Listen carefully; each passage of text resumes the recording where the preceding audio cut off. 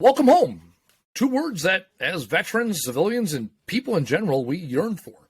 And that's why we do what we do. We want to welcome veterans, especially, home to this new scary place we call the civilian world. As always, I'm joined by my good friend, co-host, fellow soldier, Dylan Sessler. And today, well, let's get into it. Episode 8, we are officially launched. It's the first week of March, and we officially have this podcast launch, which is about a year in the works. So I'm really excited today to know that we're starting to impact veterans and civilians in the world, and so that's just a little excitement here around the office. Anyhow, Dylan, what do you want to get into today?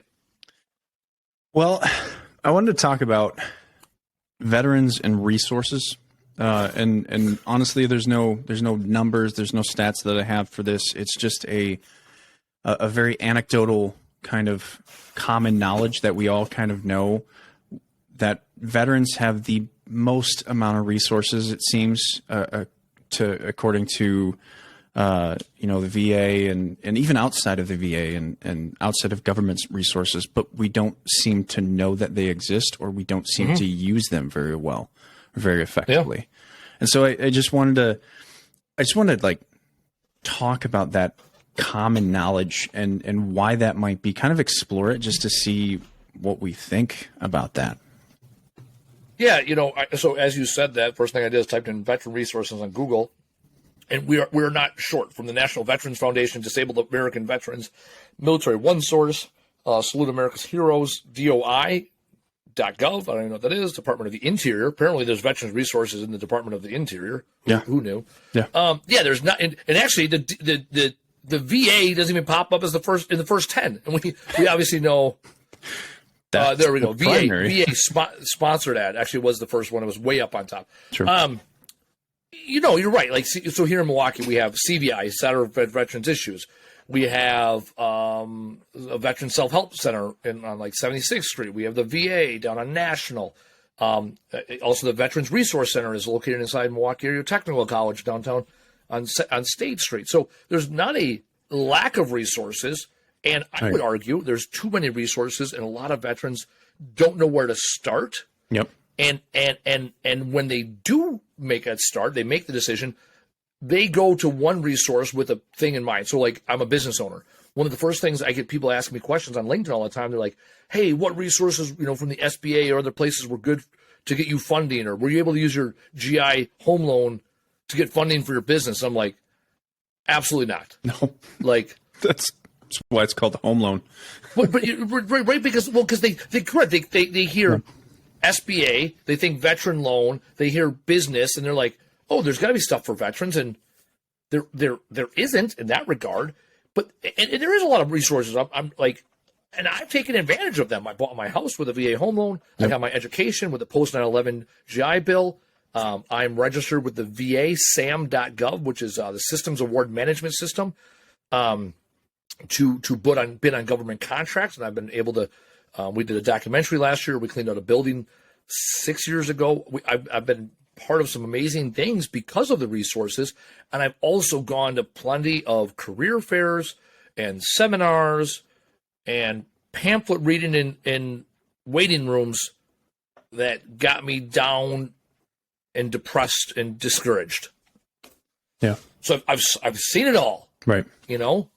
I've also been on some boards and some committees with veteran groups, and it's like there's not a shortage of people that want to support vets. There's a shortage of executable things that really that really move the needle for the individual veteran, right? Because we have to move the needle for the individual veteran so that the veterans as a community can live out their dreams. I think it comes down to culture, in my opinion. Like we just, because every veteran event that I've ever been to, the people that I talk to there, it's always this mentality of someone else needs it. Right. And so there's this collective, cultural sense of, if I take this resource, if I use this resource, as like say disability, if I ask for disability, I'm taking away from the collective. I'm taking away from everybody else. And that's, I'm just looking at the numbers of I think this is from 2017, maybe. No, 2021. Nearly 3.9 million veterans received disability compensation payments. That doesn't seem like enough to me, right? Like that doesn't seem like, because we have what? That's 19.5% of all veterans. It's hard for me to 16.5. 16. Google says 16.5 according to 2021. So you said 3.9? Yeah, 3.9 million. That doesn't feel like enough veterans have been, like, the reality is I feel like more veterans have a disability that is connected to the service, to their service. Yeah. And it's not talked about. It's not, we're not going to go receive care for it. We're not going to connect it. 23.6%. So less than 25% of veterans collect some sort of disability. Yeah. And if we look at the veterans that make up our society now, most of them, or maybe not most, a lot of them have served. And we were at war for 20 years. Yeah. Right. So World War II era veterans are really, they actually, the other day, the last veteran from Pearl Harbor, I think, what was it? He passed away, 102 years old. Yeah. Whatever. So the last of our veterans, our World War II veterans are unfortunately passing away, and now we have a lot of Vietnam veterans. And there was a lull, right, from the late 70s to from the mid 70s to the late 80s. Like we scaled back the military, and then a lot of people that were in the 90s either got, were still in and went to Iraqi freedom or Operation Enduring Freedom, or rejoined or whatever, right? So a lot of veterans have combat experience, and whether it was burn pit exposure, they're exposed to something. Yeah. So that's interesting that you say, or not that you say, but that only less than 25% of veterans collect. Yeah, and that's according to a Census Bureau report. Yeah. Well, that's why we had Albert on a couple episodes ago to encourage people to not only collect but get what you're entitled for, because when you get discouraged by the first piece of red tape, well, it's gonna be tough to move through that kill zone. Yeah. Yeah, I mean, I'm just.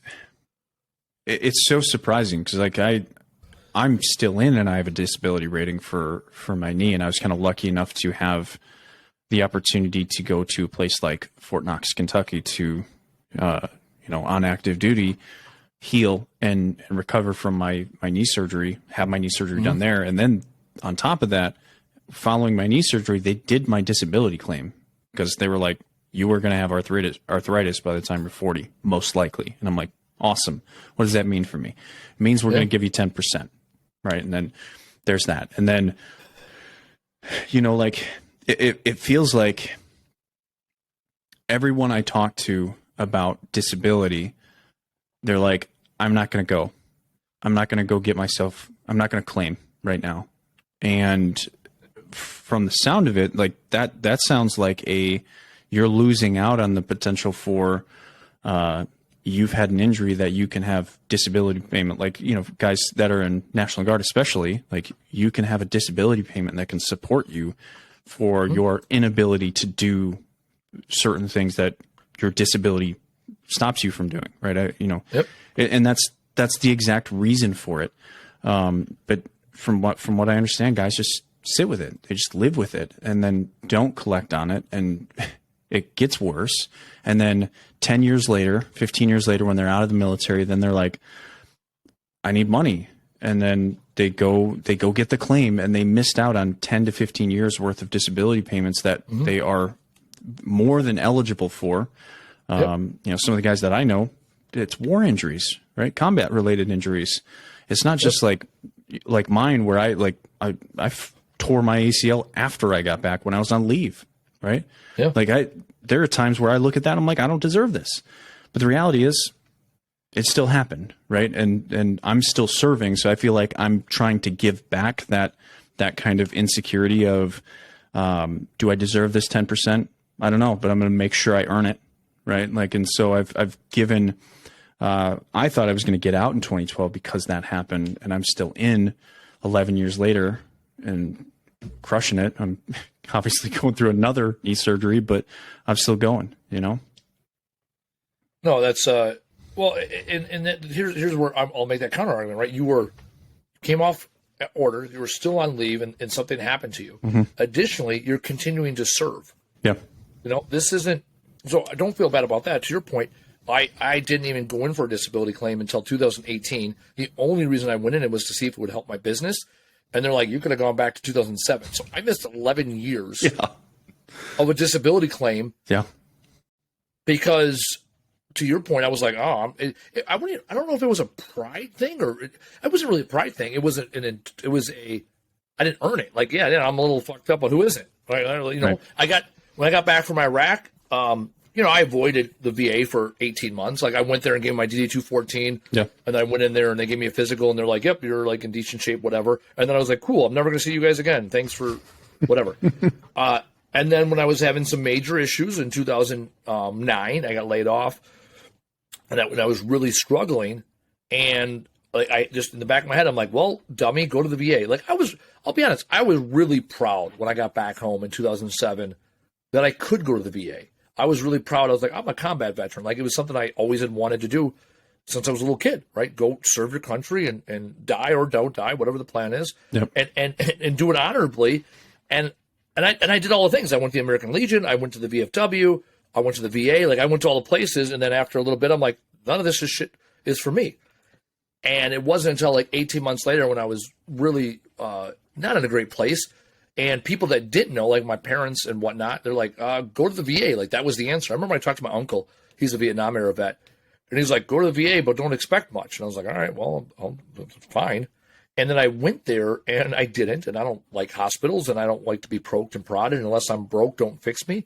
And in doing that exercise, I did find a counselor.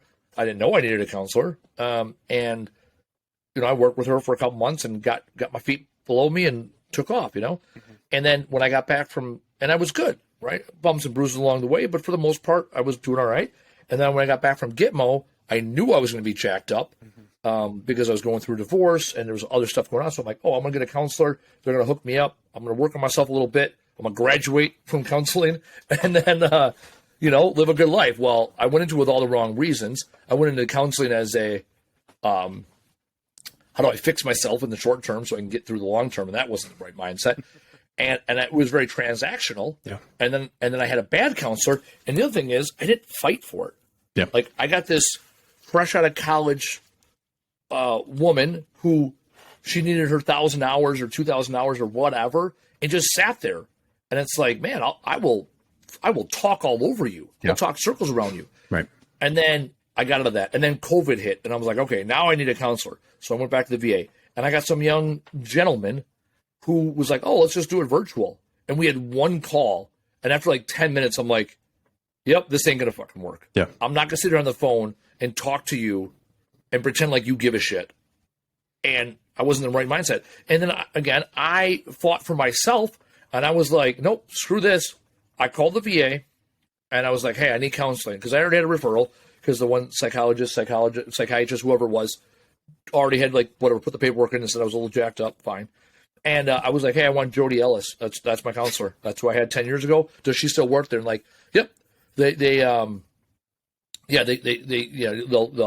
whatever. She'll get you on the schedule, but it'll be like 2 months from now, whenever she was available. I'm like, I don't care. I will wait till she's available. Mm-hmm. And then when I sat down with her, I'm like, hey, I need to see you weekly until I'm right, and then we'll figure it out. And I think it was 3 months that we were seeing weekly, and then we moved to bi-weekly, and we were going to do monthly, and then that was right. That was not enough. And so we found that sweet spot. And now, right, I found the one thing that I needed the most. I need someone I can go talk to that's not my family, friend, neighbor, relative, significant other, whatever. And that's my resource. Now, I have private health insurance, or I have TRICARE still. So, like, my primary doc, I go to, Freighter for the most part. I haven't found anybody else like Jody, though, in the private network for my counseling. That's the resource I utilize, and I celebrate our VA. I think we have a phenomenal VA in Milwaukee.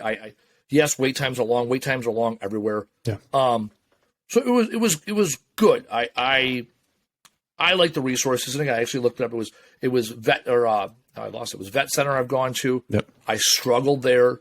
Again, I went there for couples counseling when I was dating this woman, and I wasn't in the right mindset. And it's like, man, it's free. It was there. And like, I know people in the civilian world. I got one of my good friends. She started taking counseling recently, and she's like, it's like $125 a week, and it's very cost prohibitive. It's like, well, yeah, I get mine for free. Right. Yeah. And that's the difference, right? Like civilians have this paywall that they have to go through, and we don't. And it's funny because, all the veterans that I seem to hear from this is like, we have these free resources, but we're like, I didn't earn it. It's like, that's the fun. Here's the deal. It's baffling. Here's the deal. Yes, you did. Right. Next question. Yeah. And but that's the obstacle that seems to be put in place in the mind of most veterans is, I didn't earn it. And the fact of the matter is, if you sign the dotted line and you gave any kind of service that says you're a veteran, you fucking did. Because it's you that is stepping in the way of yourself. It's whoever told you at some point you didn't earn it. If it wasn't you, well, then you need to push that person out of your mind and respect yourself, because you did earn it, right? You stepping into this idea of volunteering for service, and especially most of us that came in within the last 25 years, you volunteered for war. You fucking earned it. Well, no, that's funny you say if someone told you didn't earn it. I don't remember my experience, right, from my fighting position, almost 19 years in the military. No one ever told me I didn't earn it. Yeah. Well, really? Like that was a self-starting thought. I can remember the guys I deployed with in Iraq. We all collectively were like, "Oh, we didn't earn it," but it wasn't like someone of a real authority or like a previous veteran be like, "Oh, you're only a truck driver. You didn't earn it," or "You're only in the Army," or "You don't know what real combat is." I don't know. Like no one ever said that. This was a self-imposed, stupid thing that we did. Myself and my battle buddies. Right? No one ever told. If anything. Actually, the complete opposite. When I went to the American Legion and the VFW, they're like, "Oh, you got to get paid. You earned it." Blah blah blah. They did the opposite. I think that also had a negative effect on me, because it's like, well, you guys were in Vietnam. Like, I've read about you guys. You guys are fucking heroes. I remember my first VFW meeting I went to. I didn't earn it like you guys did, dude. Right. The guy's sitting there. I remember he had a POW pin and or no, vice versa. He had a POW necklace. And he wore his Purple Heart, and he was a POW for like 15 months in World War II. Jesus. Dude, I drove a truck in Iraq for 11 months. Like I sat in a gun turret and looked at the mountains in Afghanistan. Like we ate the same. Right. You know what I'm saying? Like, I'm sorry, sir. You're the greatest generation for a reason. You earned it. Yeah. I just did a job and got a suntan. Yeah, I got to go to the range every Friday. Yeah, like that was. I'd shoot 1,000 rounds. That's what I'm saying. So it's like, if anything, and then like to your point, I've also seen this. This is more in the business world. It's like I go to some events that are lean towards populations that need support. I don't know how to say this, right? But it's minority, women, and veteran-owned businesses, right? And in that sector, it's like, you deserve it. No, you deserve it. And I'm like, I don't deserve shit. Yeah. I got paid for every day I was overseas.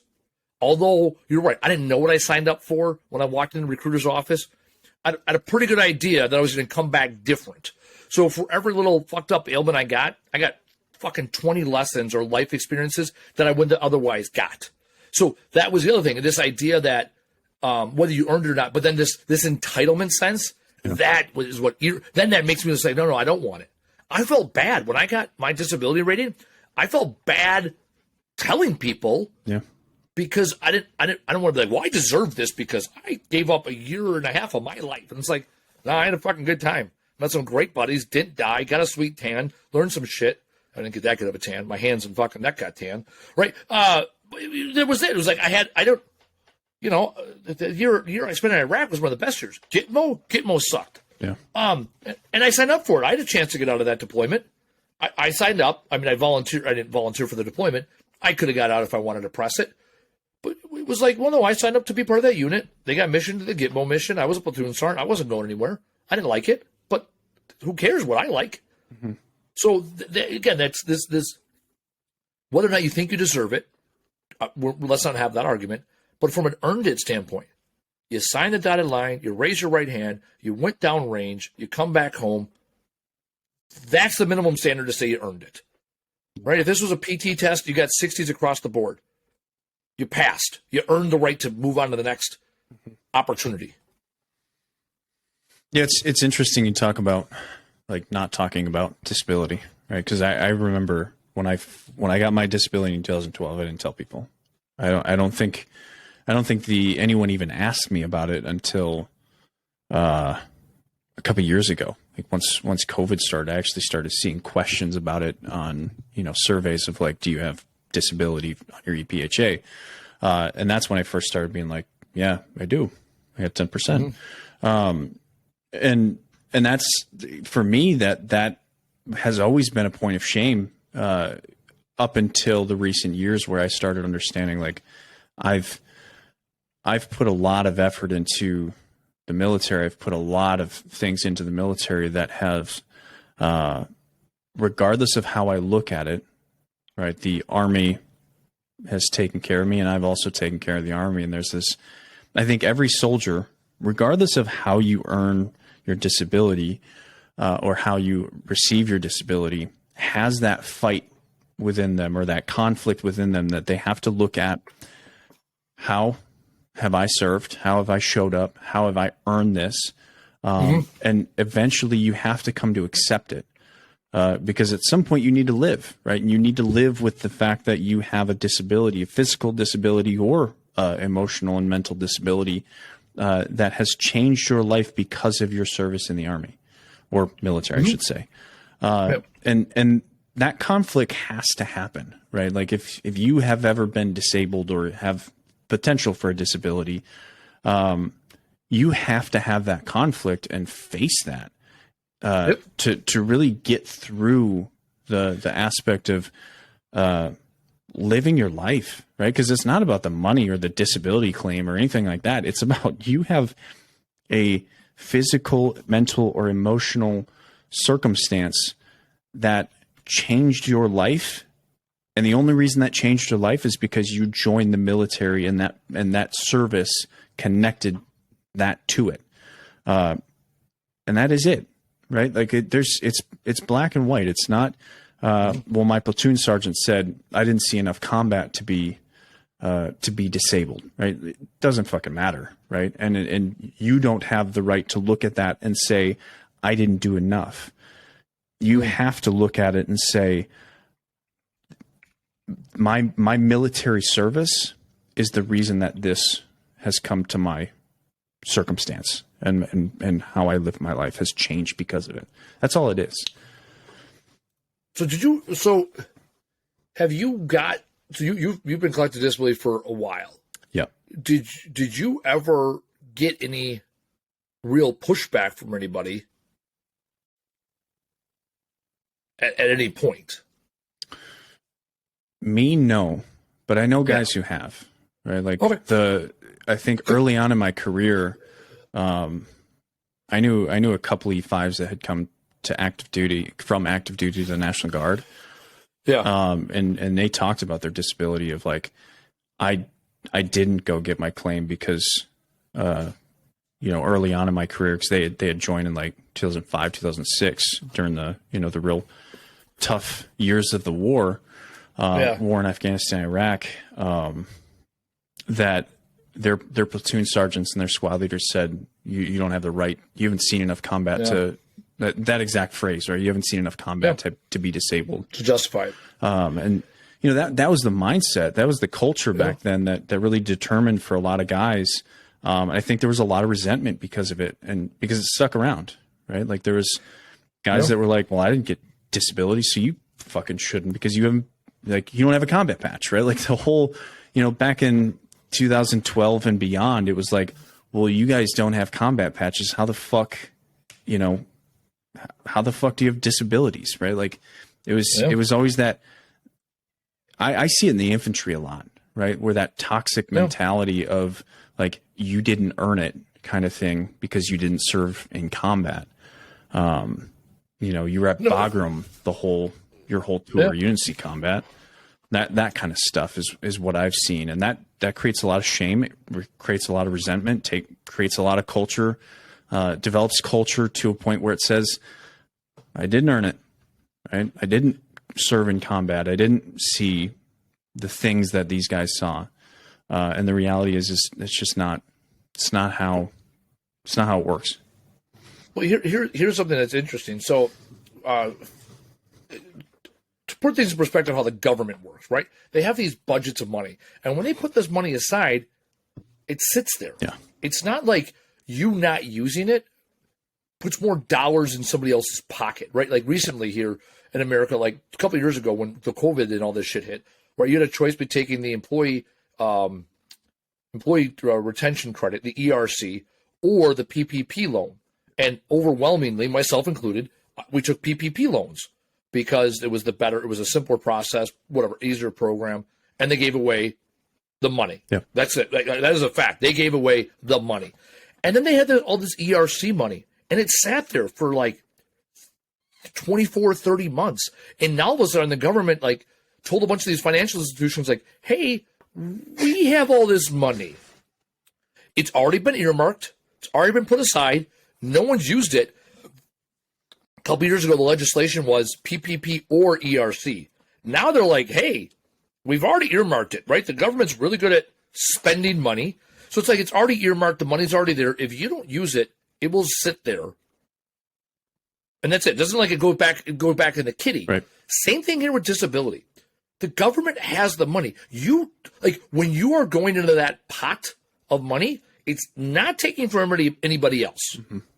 Right? This idea that, I didn't earn it or that person did. Now, here's the beautiful thing. Every other year, so I've had disability now since 2018, 17, I think 17 is when I had a guy support me and get me applied, and then by 18 I got it. Or maybe it was 18 I started. 18 I started the process. Yeah. Anyway, so it was 18, whatever. So I've been audited now twice. Every other year I have to go and be reevaluated. And I can tell you that I am better than I was 5 years ago. Still not great. Still struggle with some things. Hearing's not coming back. Knees are getting worse. PTSD and some of those other things, I would say I'm better. I have less suicidal ideations and homicidal ideations. I have more nights that I sleep through the night. I still don't sleep through the night every night. Whatever, right? So if you didn't think you earned it, trust me, the government will figure it out, and it will let you know that you didn't earn it. At least go there and put the work in. Yeah. And then let the government decide if you earned it or not. Because a lot of the auditors, their job is to get you to not get your disability. It's like, hey, the money's here, and it's for select few. Right. Apply here, right? So if we're going to go with this number that less than 25% of veterans earn it, well, look at your population. Do you got more ailments than half? Because if you do, yeah. You got a fighting chance. Right. At least you're in the upper half of veterans.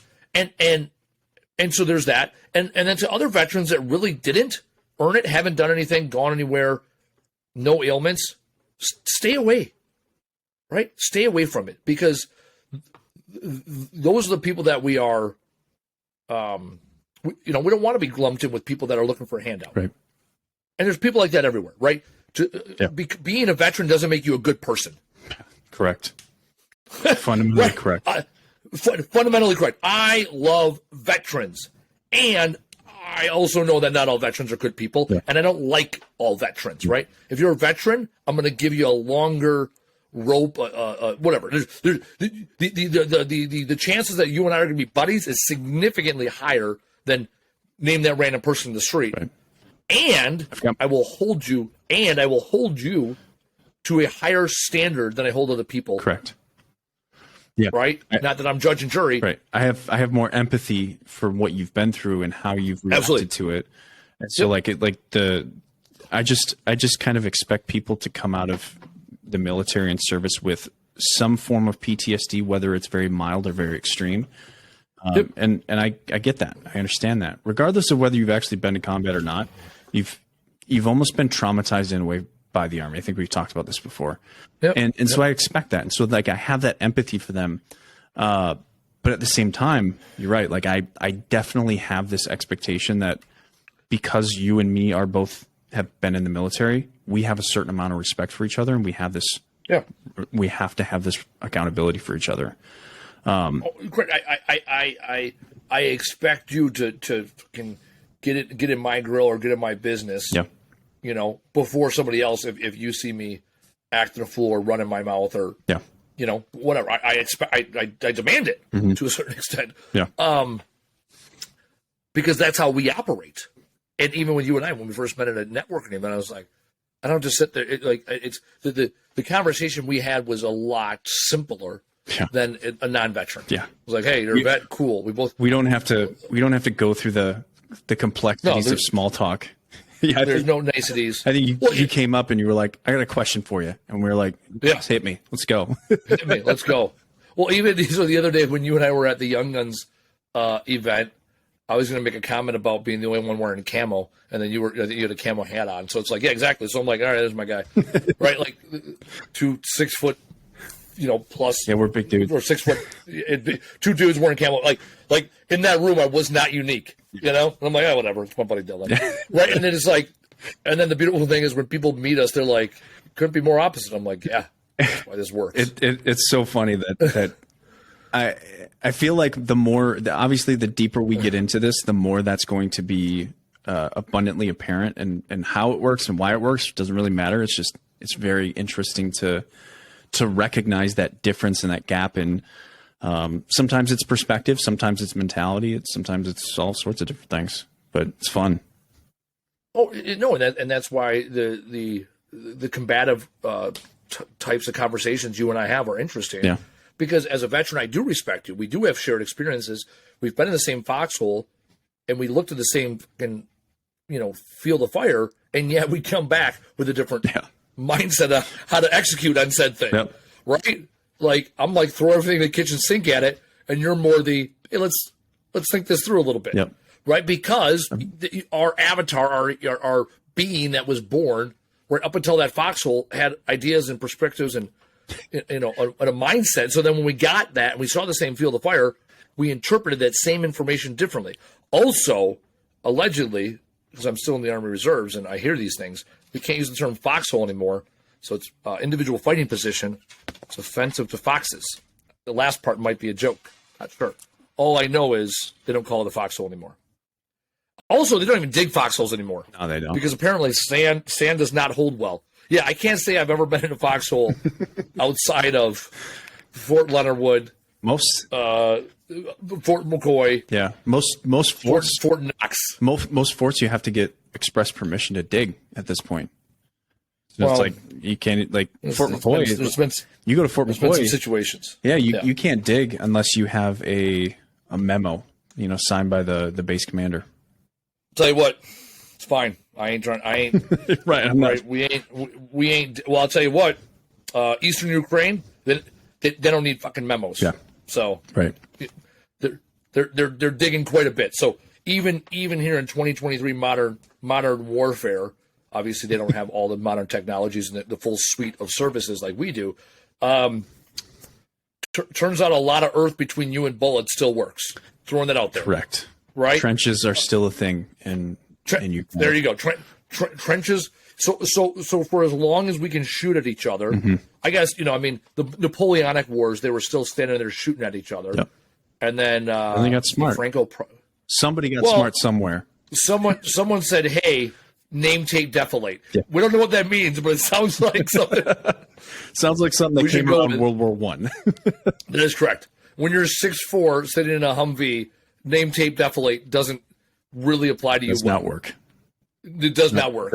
I still remember when I put the turret as low as it can go, the foot stand on the Max Pro, I was still above name, tape, defilate. And I was 100% of the time. How am I supposed to do that? Like, just squat. I'm like, I'm not going to squat for 8 hours. No. Correct. Also, when you first do that, it's not moving. Right. And you're like, oh, this isn't so bad. Yep. And then it starts moving. Yeah. And then all of a sudden your feet are in people's crotches in the front seats, Right. back seats, all the seats. Yep. Because at that point, your goal is to not fall out of the turret. And then there's people in front of the truck and behind the truck that you're supposed to tell to get out of the way. So you have to climb up there. And so like name tape defilade went out the window, and you're just like out there with a 9mm shotgun, being like, correct, get out of the way. It's like knee pad defilade. Yeah. That's what you know, or the junk plate. I don't know what the proper nomenclature is.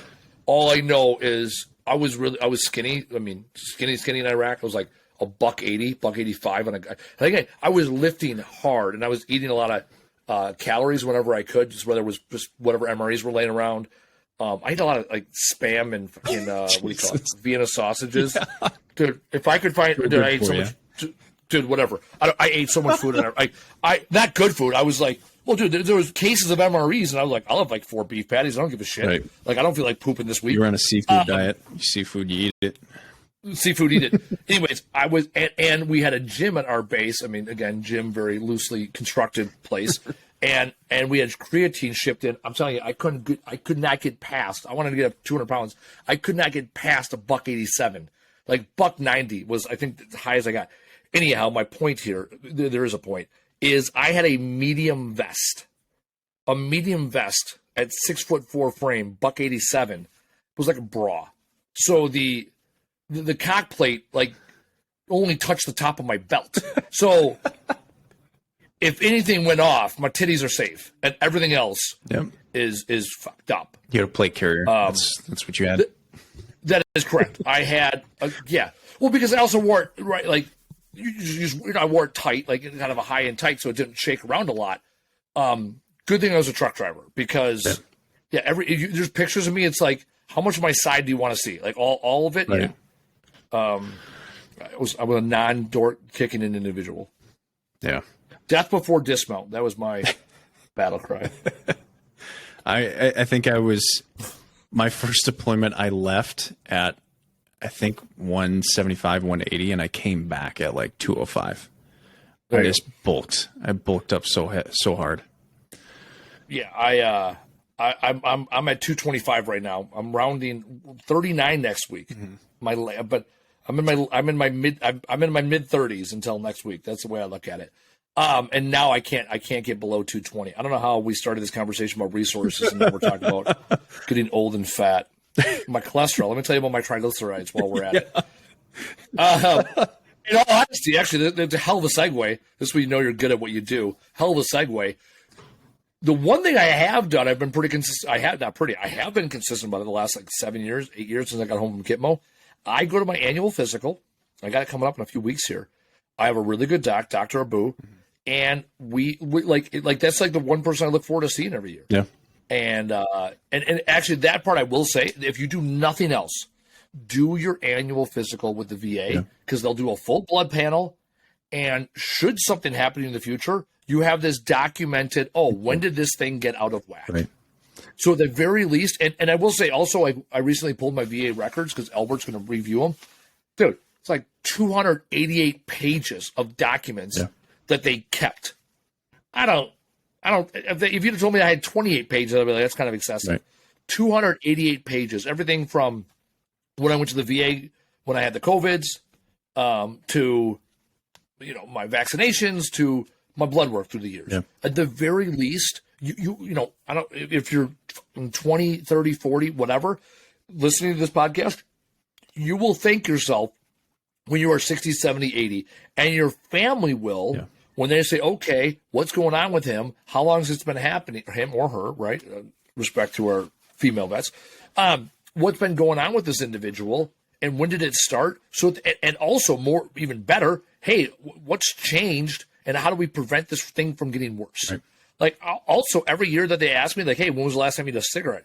Like, my last year that I had a cigarette was 2009, and for me, it's like a little victory parade. Mm-hmm. Like, yeah, I haven't had a cigarette this year, 14 years. Yeah. Right? I didn't think I could go one day. 14 years. Well, that's pretty cool. It is. So at the very least, go and get your physical once a year, pee in the cup, let them prick you, figure out where you're at, and get some blood work done at the very least. Yeah. Again, now I sound like an old man saying that, and yet I say that with some level of passion and enthusiasm because it matters. Well, I mean, I think a lot of veterans kind of grow up not wanting to go to sick call, not wanting to go to a doctor, not want to go into medics. Whether it's the shame, the pride, or if it's something from their past. Like I only past like 2 years or so, have consistently started going to my doctor. Like I have a doctor now, Dr. Cooper. And I've started to look at things that I've always had issues with, but have never gone and seen a medical provider for it. And, in some ways I'm kicking myself because it's ridiculous that I've lived this long with these things. But it's so important that you figure out what's going on with your body and yourself, and have someone that is at least qualified to have a conversation. Like you don't, just because you go to a doctor doesn't mean that you have to do what they tell you. Like you can have a conversation with them and say, hey, you know what? That sounds like a great idea, but I'm just not going to do it. You can say that to them, right? Because they're a doctor. They're not your drill sergeant. They're not your mom or dad that is overbearing and is going to tell you exactly what to do.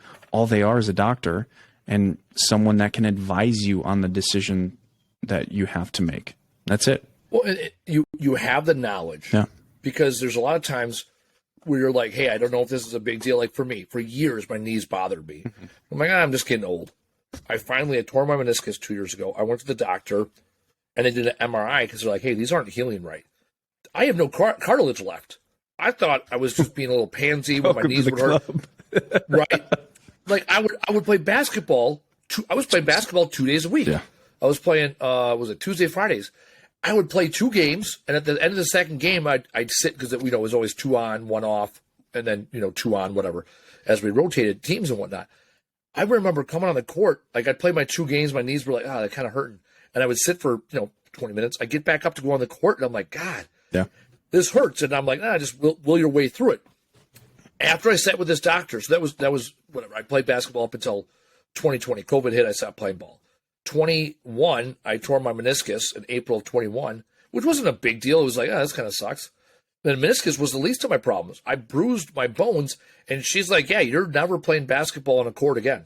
You're done playing court volleyball. Like, if you want to walk when you're 55, 60, you need to stop doing all those things now. Yeah. And I was like, I just thought I was getting old. And then I got my business partner. He's like 10 years older than me with Young Guns, David Billman. He plays basketball 2 days a week, and he's running up and down the court. And I'll tell you what, I'm jealous. I'm like, I wish I could be running up and down the court. He's also a lot smaller than us. Well, he's smaller, but he's humping. It's like, why can't I do that? And that's not a rhetorical question. You can't do it because you were born with shit knees. Yeah. And then I did a little family research. My grandfather on my mom's side, he was a collegiate athlete. He's in the Hall of Fame at Marquette. He played for Notre Dame on a championship team. He got drafted and played for the Buffalo Bills. At 35, he stopped playing basketball because his knees bothered him and took up swimming. Yeah. So it's like, okay, I am not an NFL caliber player. I was not a collegiate athlete, and I inherited bad knees from him. Yeah. And here we are, right? Because there's not the rhyme or reason why I have bad knees. It doesn't matter. I have bad knees. Speaking of that, it's interesting that you say that because there is and I have to look up this study, but there was a study I heard about recently, focusing on like epigenetics and epigenetics. It's like everything beyond just genetics, right? Like you inherit the genetics of your mother and father, but there's more to it than that, right? And so like there's this environmental factor that what they found was the environmental kind of circumstance of the father actually has a remarkable effect on how the child is born and forms their genetics. So the health of the father is very important. And then obviously the stress of the mother and the epigenetics of the mother creating the embryo and the baby is also important. But it's really interesting to hear that because like I inherited shit knees. Well, like it's really interesting to kind of see that study come out right now because they're like, you know, you, at the time that you conceive a child, you have a remarkable effect on that child based on your health. Is what the potential is, what this study is saying. And I have to look it up more, but I know they did. So what they did was they took male mice and introduced like a certain scent, and then they would zap them. They would electrocute them when the morals and ethics of the test is questionable, but they zapped these mice whenever they smelled this scent, whenever they introduced the scent. Then they introduced the male mice to female mice, got them pregnant, and then separated them again. And then what they found is that the babies of those mice, having never met their fathers, would have the same visceral response. Some would have the same response to the scent as the fathers would after they stopped electrocuting them.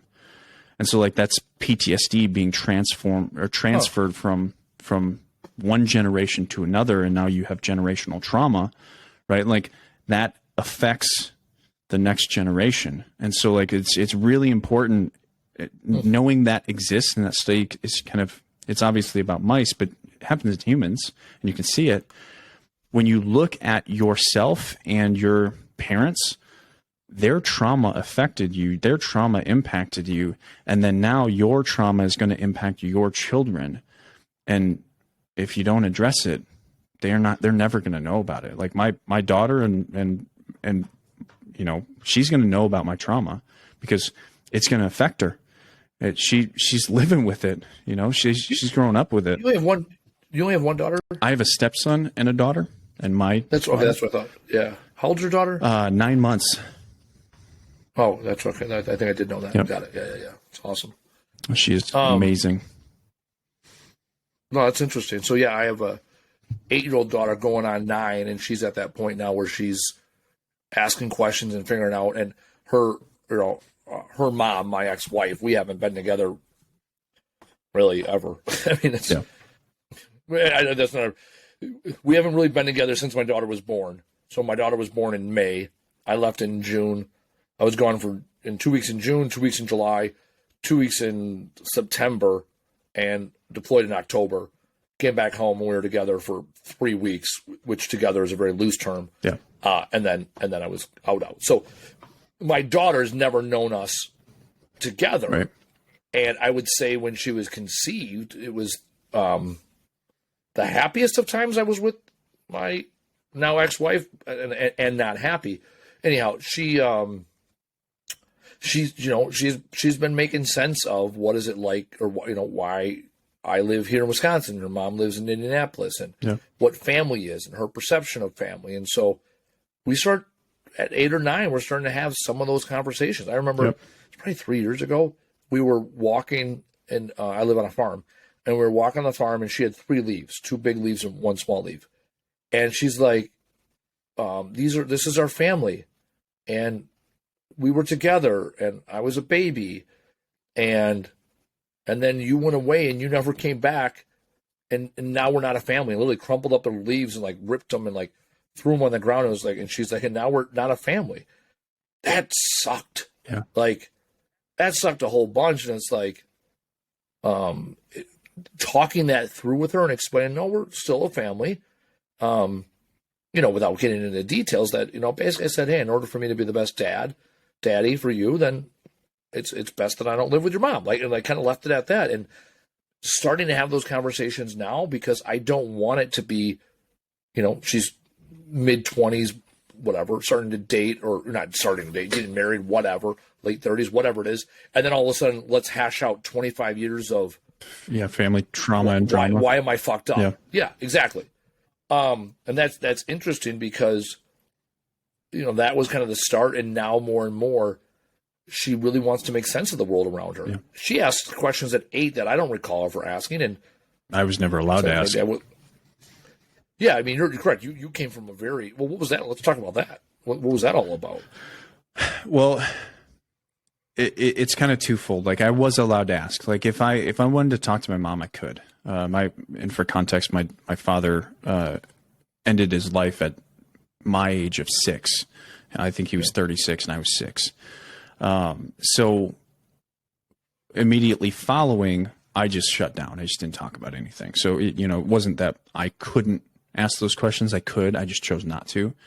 But following that, my mom eventually moved on. It was a couple years later, and we moved in with this gentleman.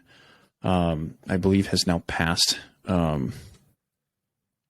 And that culture. He was a Vietnam War vet, but I think he served as a doctor on a Navy ship.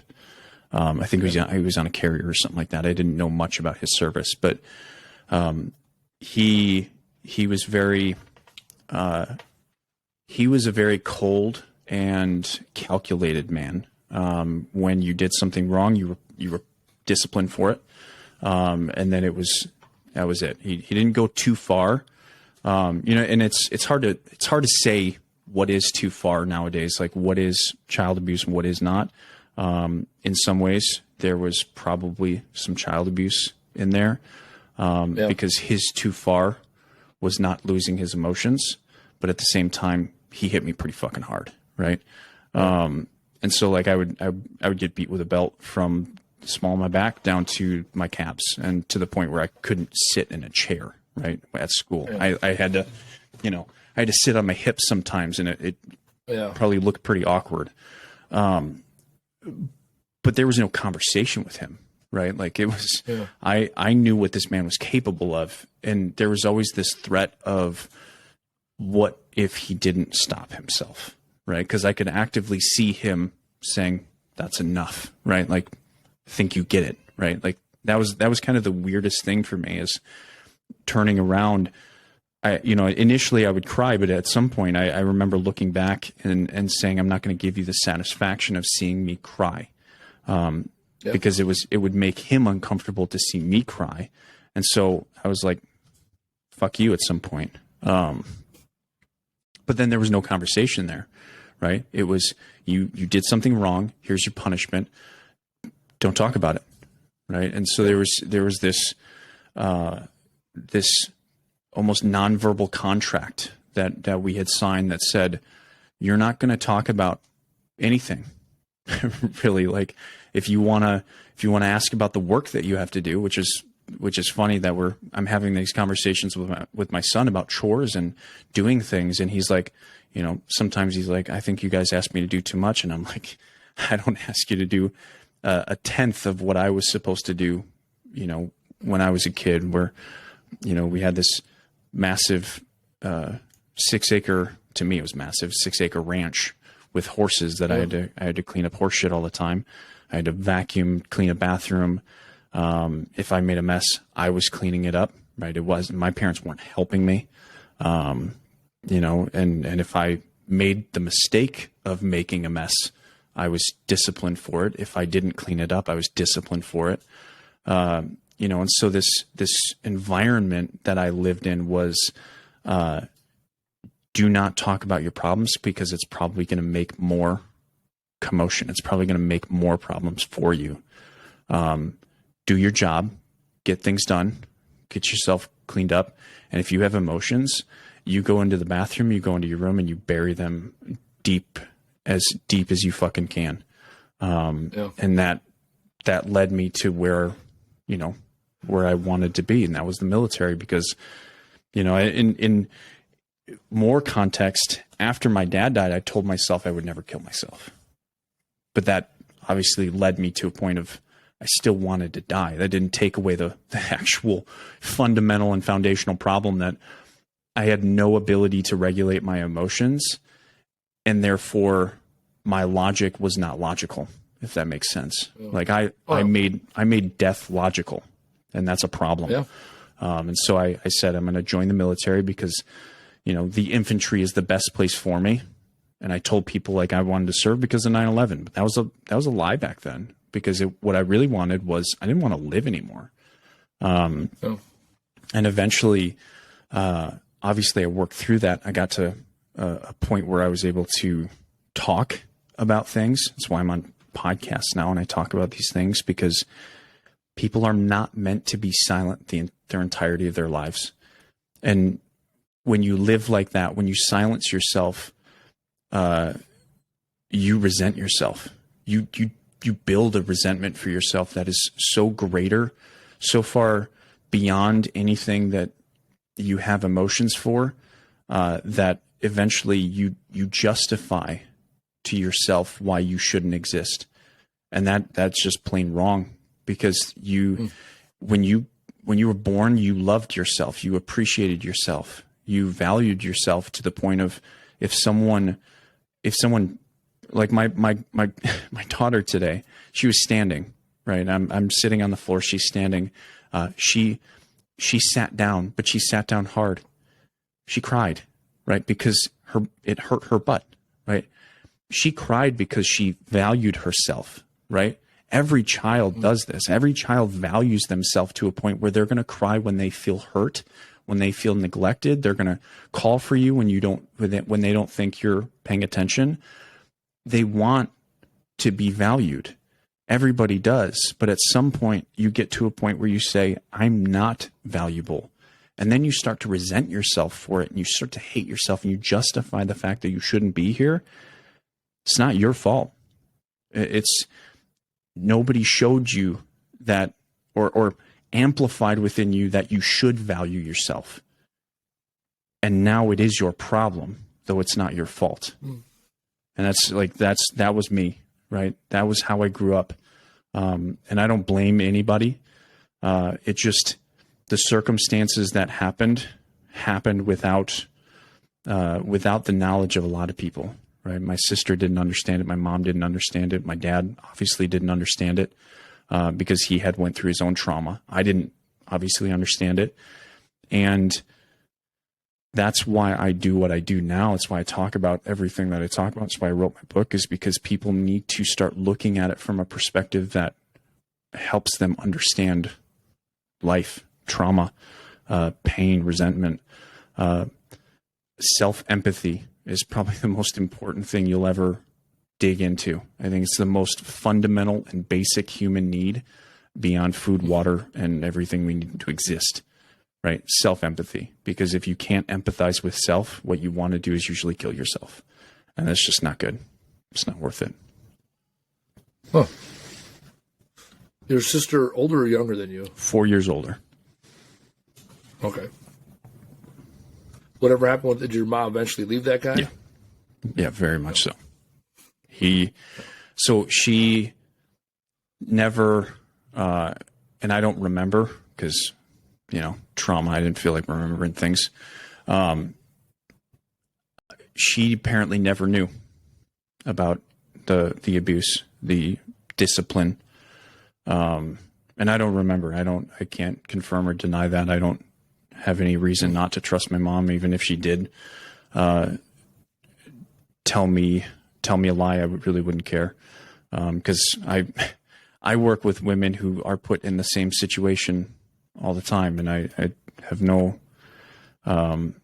idea how I would manage that kind of situation, especially with me remembering how intense this man was, and how I had respect for him, but I also feared him in a way that was I believe back then when I was such a young kid, I was like, this man could kill me. That's what I thought. I remember that feeling. And so when I look back at my mom, if she told me the truth, I believe her. If she told me a lie, doesn't matter, right? Because I know what that felt like to just be there with him. Domestic violence in any capacity is remarkably complicated, not just for children, but for parents, the people that have to deal with it. It's remarkably complicated for everybody outside of it, because you don't know it. You don't understand it. So yeah, when she found out, a lot of things kind of came to light, and she immediately left. And I think that was probably the moment that allowed me to really see my mom for the protector that she was, and has always been.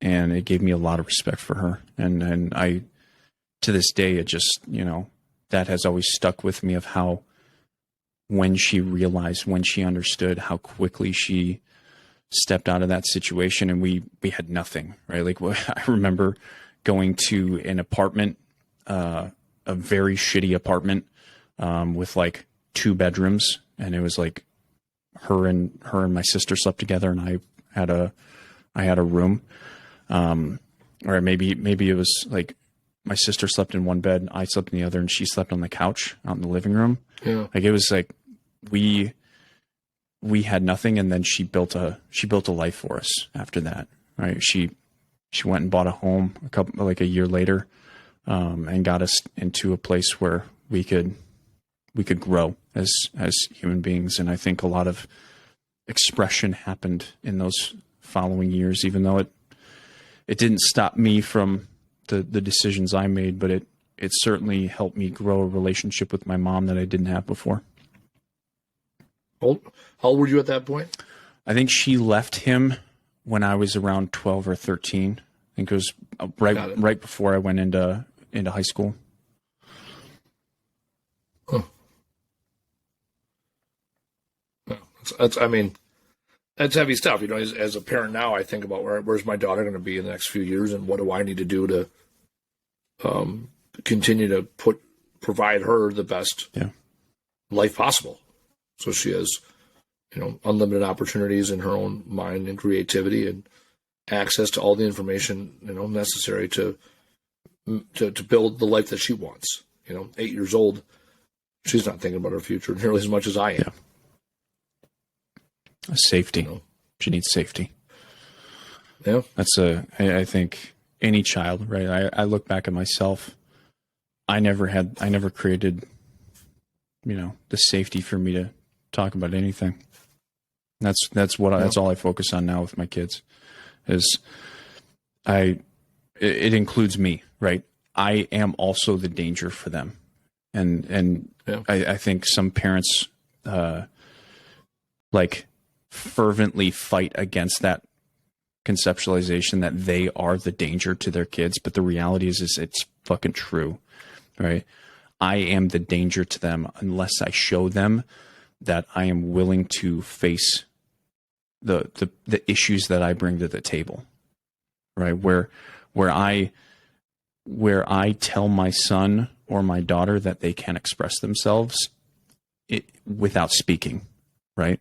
The unspoken contracts that I give my children, and I say, you're not allowed to speak about this, whether it's intended or not. Those are the things that I have to face and say, hey, kids, you need to tell me where I'm making the mistake and where I can take a step back and allow you to be the individual that can express their needs and express the boundaries that I have to abide by. Because otherwise I'm not giving my kids safety. I'm just, I'm pushing them into the corner that I am comfortable with, which is in some ways necessary, right? We have to kind of define the boundaries of, hey, you're the child, I'm the parent. I have an understanding of this world that you don't yet, but at the same time, fostering within children the ability to express needs, fucking fundamental, but also express boundaries that are heard, respected, and trusted so that they know what it looks like when they get to adulthood, right? I never had that. I never had the boundaries, right? Because I had this man that would, if I did anything wrong, my boundaries didn't fucking matter. He was going to hit me, right? Yeah. So I never learned it. I never learned what a boundary was on pain. And here I am now, 15 years into the military. I don't know what real pain should tell me, right? Like, I just keep, putting my body through remarkably painful scenarios and saying, you know what, let's go, right? Let's put it through more. And, in some ways that's amazing that I can do that. But at the same time, it's not always. Right. It can be remarkably bad for me, because it then also affects my children and my abilities with them. So what advice, obviously we went all over here. Yeah, we did. That's a beautiful thing about this podcast and being veterans and being fathers is that, it's important to us. We started this podcast talking about resources that veterans have, and we're ending it here more on a very vulnerable note on, something that has nothing to do with veterans, more human aspect, right? And as you were talking, I'm thinking and reflecting on my own life and reflecting on the relationship I had and continue to have with my father. I'm fortunate to still have my father and talk to him almost every day. I'm thankful to have a great relationship with my daughter, and we focus on quality versus quantity because the limitations I have seeing her. I also think about my relationship I have with fellow veterans, and like you said, when you were a kid, you were taught to be a man, and being a man was tough. And then we were in the military, and it's reinforced. It's like, well, no, you don't put up with that shit. You put up with it, and you just we don't put up with people expressing their emotions or setting boundaries. Like, fuck your boundaries. Yeah. And it gets us through where we need to be at times. And we're not here to change the military by any means. I will say, though, like you've done it before, right? When you lead with empathy, you'll get a lot more out of it. Yeah. And especially when we are significant others and we are parents and we are then veterans in the civilian world, leading with vulnerability and being empathetic to others is a smarter, smoother, safer bet than going in hard charging. Yeah. Like when I first met you, it was like, okay, hey, you're a vet. Let's get to it. I got a question for you, right? And I asked a vulnerable question, not like, hey, let me tell you about my business and let me pitch to you, right? I didn't have an agenda other than I got a question, and I'll be vulnerable enough to ask it. So really, as I'm thinking about this episode and really what the theme is here and really what the takeaway it is you ain't got to be Billy Badass no more, right? Do the opposite. Look at these different organizations, nonprofit, government organizations, non-governmental organizations. Be honest with yourself and the people around you. Say, hey, what do I need? Yeah. What do I need to live the life that I want to live? Right? The boundaries. I love that word, right? Where you could just decide where the line is. You get to decide what is and what is not acceptable for you. This isn't the military anymore. You are not beholden to that standard. It's complicated to now make your own standards, absolutely. Yeah. And it's necessary. And when you decide on what your standards are, when you communicate those effectively, when you surround yourself with the right people and the resources, then you get to really dictate how your life is going to go. Yep. And you become a victor of your story versus a victim of your circumstance. Right. If you sit back and say, woe is me, you sit at the bar, you complain about this or complain about that, if that's what you put out to the world, that's what you're going to get back. Yeah. You and I have taken some of these pain points that we've had in our military careers. Now we sit here therapeutically, sit down, talk about it for an hour a week, share it with the world, let people in, being vulnerable here. I really do appreciate your vulnerability today, to allow people to see like, hey, it's good. It's good to let it out. I don't have a choice because, and here's, well, that's a bullshit cop out. You do have a choice, but I don't. Like that's the vulnerable. This is, if you want real vulnerability, this is it. If I were not who I am right now, who I'm authentically showing up as, I know what I would become. If I didn't force myself to be vulnerable and talk about this stuff that I never would talk about 15 years ago, I know exactly where I would end up. And it's exactly the reason that I do this, right? Like that's the vulnerable part, right? The recognition that if I don't force myself to be honest, to be open, to be, sometimes it feels like oversharing, but at the same time, it's also a necessity for me to express what got me where. And it's you talk about therapeutic. This is a therapeutic way for me to understand who I am and how I became that person. If I were to not do that. If I were to come to this podcast and try to act like the badass that, you know, I used to think I was, then I would fall into the same habits that almost pushed me to end my life in 2020 or 2015. And so yeah, but that's still bullshit. Give yourself credit. You made the choice. You make the choice every day. You make the choice to show up to be authentic, and so give yourself fucking credit. Well, I do. I certainly do. I'm giving you credit. I just won't allow myself to have any other choice. Well, no, you do have a choice now. Right, like, and lean into that, because you have to you have to accept the fact and give yourself credit for the fact that you do make that choice. Because by saying you have no other choice, I'll argue you're bottling that shit up. Oh, that's my argument. You're the fucking counselor. I'm the average Joe that likes fucking words. This is similar to your understanding of words, right? You won't 100%. Say hard. Well, I won't lie to myself anymore. That's okay. my choice. No choice. Oh, I'll give you fucking credit for making the right choice. Well, I know I'm making the right choice, obviously. Okay. Well, then you know there's a choice to be made. Right. Then I win. It's math. You said I have no choice. Math says there is a choice, and you're making the right one. Right. But it's just perspective, right? We're saying the same thing. It's just my perspective is I have two choices. I refuse to make the other one. Okay. That's different than saying I agree with that. That's different than saying I have no choice. That's different. So I agree with you there. Yes. You have choices, and you refuse to acknowledge or refuse to put power into that other choice. So wouldn't that make sense that I have no other choice? No, you have still choices. Because I was there. And that seemed like a really good decision at the time. Yeah. And I didn't make a choice.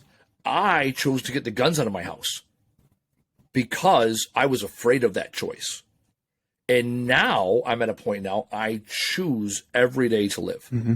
That's a conscious choice I make every day. And when I start going down that path, otherwise I have an SOP to disqualify why that's not a good choice. Yeah. Right? And it's a very short one. Yep. Right? The SOP is how would my mother respond? That's it. That's my SOP. Right? And not is the world better off with Andy? Nah, fuck the world, right? How would my mom respond if I'm not there tomorrow? Got it, good. Yeah. We ain't doing that. Good. There's my SOP.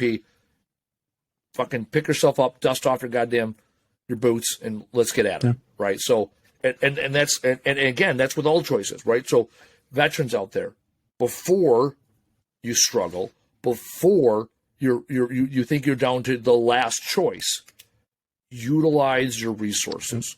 Myself, Dylan, the VA benefits and disability that you are entitled to, you earned. Let them tell you didn't earn it. If you didn't earn it, then you didn't earn it, right? You are entitled to apply. That's what you're entitled to do. And let them figure out what you get. And if you got nothing dollars and percentages, okay, what do you got, right? And even, we talked about this on the other previous podcasts about, veterans that, have unfavorable types of discharges. Well, you got something. Find the resources that are available to all veterans. If you're a veteran family member, look into what are you and or your veteran entitled to or earned, right? Because there's a difference between benefits and entitlements, and figure it out and go live the best life with that information. Like we talked about earlier, right? You go to a doctor, doesn't mean you have to do everything they say, but it does mean you have the information to make the best decisions for you and your family. So let's end it there. That's where we're leaving. Be vulnerable. Utilize the resources you have available, because it's your obligation to live the best life for you. It's ultimately your responsibility to live the life you want. If anyone hasn't said it to you lately, I'll say it to you now, and I'll say it to you any chance I get. Welcome home.